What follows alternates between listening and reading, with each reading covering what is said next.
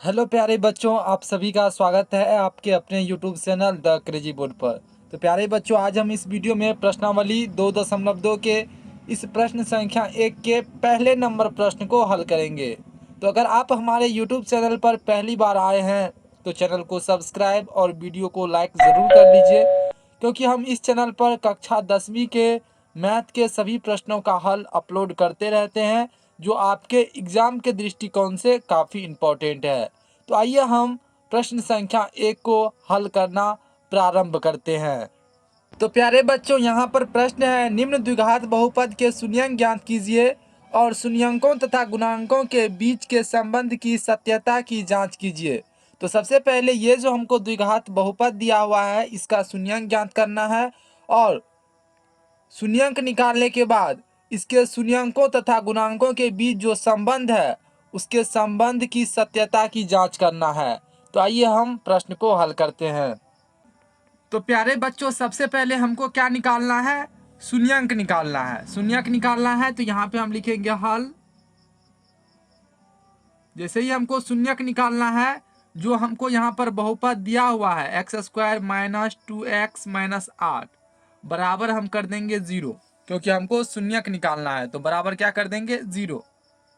यानी x का ऐसा कौन सा वैल्यू रखे जिसके लिए इन सभी का वैल्यू क्या हो जाए? 0 हो जाए। इतना बराबर क्या हो जाए? 0 हो जाए। तो यहाँ पे हम क्या लिखेंगे? या x²।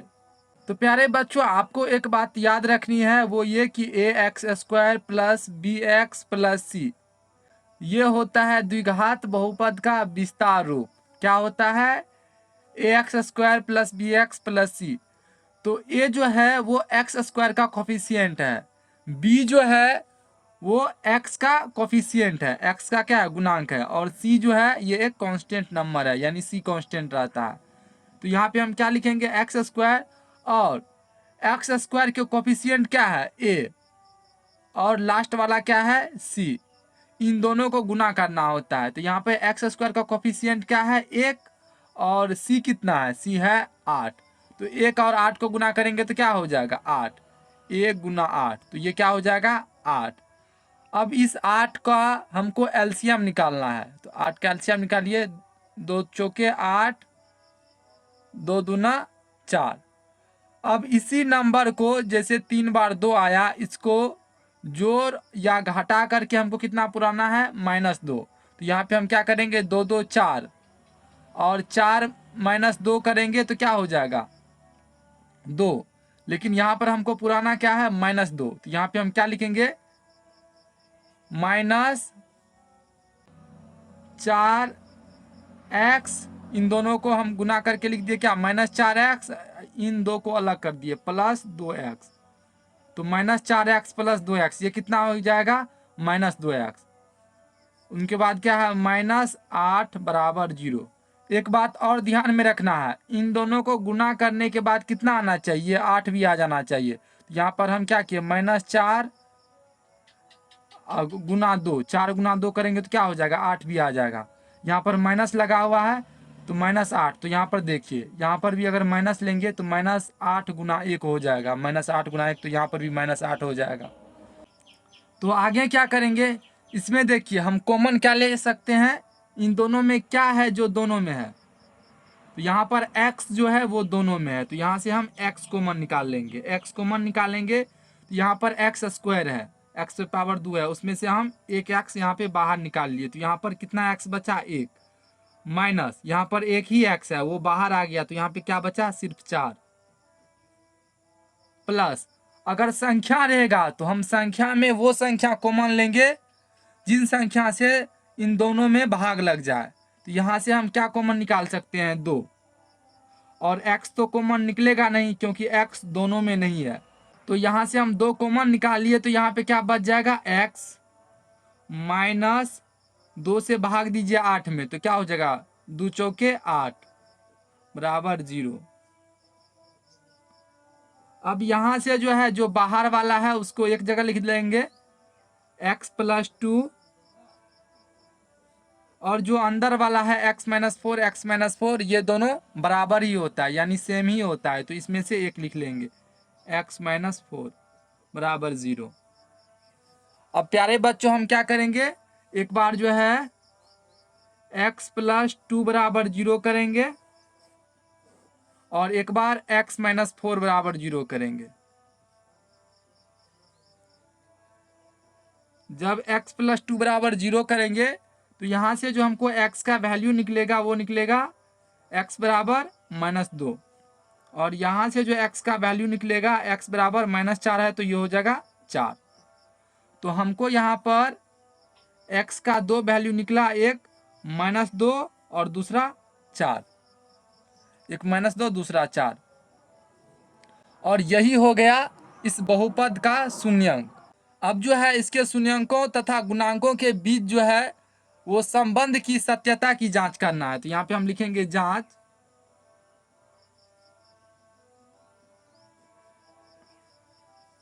सबसे पहले क्या होता है, शून्यंकों का योग, यानी अल्फा प्लस बीटा बराबर क्या हो जाएगा, वो होता है -b/a। क्या होता है, -b/a।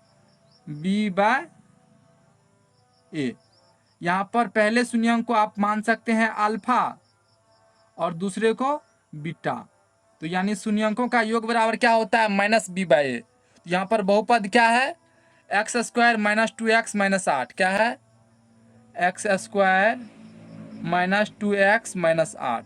तो इसमें b का वैल्यू कितना है, b का वैल्यू है -2। b का वैल्यू कितना है यहाँ पे, -2। तो यहाँ पे हम लिखेंगे माइनस, ये तो फॉर्मूला से ही आया, इंटू b का वैल्यू क्या है, -2 बटा a कितना है, तो यहाँ पर a का वैल्यू है 1, यानी x² का जो कोफिशिएंट रहेगा वो a हो गया और x का जो कोफिशिएंट रहेगा वो b हो गया, और c तो ये आप जानते हैं जो कांस्टेंट वाला रहेगा वो c हो जाएगा। तो अल्फा प्लस बीटा बराबर क्या होता है, -b/a। तो माइनस तो फॉर्मूला से ही आया, और b का वैल्यू क्या है, -2 बटा a का वैल्यू क्या है, यहाँ पर x² का गुणांक क्या है, 1 है, नहीं है कुछ तो 1 है, इसीलिए नीचे में लिख दिए 1। यहाँ पर अल्फा प्लस बीटा का वैल्यू जोड़िए, तो अल्फा कितना निकला, अल्फा है -2 प्लस बीटा कितना है, बीटा है 4, तो -2 + 4, तो ये क्या हो जाएगा, 2, 4 - 2 करेंगे 2 बराबर माइनस माइनस क्या हो जाएगा, प्लस, +2 बटा 1, तो ये भी क्या हो जाएगा 2 ही, तो 2 बराबर 2, यानी अल्फा प्लस बीटा बराबर -b/a ये होता है। यहाँ पर हमको देखिए बराबर है दोनों, है ना, 2 बराबर 2 आ गया, यानी ये संबंध जो है वो सत्य है। तो यहाँ पे हम लिखेंगे, और एक संबंध होता है इनके गुणांकों के बीच, तो यहाँ पे हम लिखेंगे तथा एक संबंध होता है alpha into beta, alpha into beta बराबर क्या होता है, c/a।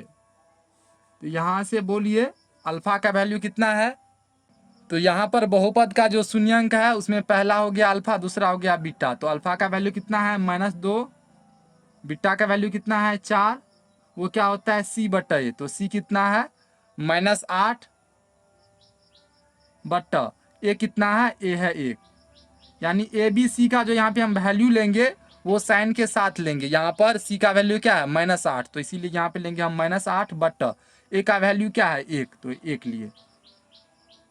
तो अल्फा इंटू बीटा ये क्या हो जाएगा, -2 को 4 से गुना करेंगे तो ये हो जाएगा -8 बराबर -8 बटा 1, तो ये भी क्या हो गया, -8। तो देखिए यहाँ पर अल्फा इंटू बीटा बराबर c/a, ये संबंध भी सही है। तो यहाँ पर हम क्या लिख सकते हैं, अतः बहुपद के शून्यकों तथा गुणांकों के बीच का संबंध सत्य है। बहुपद के शून्यकों तथा गुणांकों के बीच का संबंध सत्य है। यही हो जाएगा आंसर। तो प्यारे बच्चों, हमको उम्मीद है कि आपको ये प्रश्न अच्छे से समझ में आ गया होगा। अगर आपको कोई भी कन्फ्यूजन है तो आप हमको कमेंट में ज़रूर पूछिएगा, हम उनको दूर करने का अवश्य प्रयास करेंगे। तो मिलते हैं अगले वीडियो में, तब तक के लिए आप पढ़ाई करते रहिए। Thank you for watching this video. जय हिंद प्यारे बच्चों।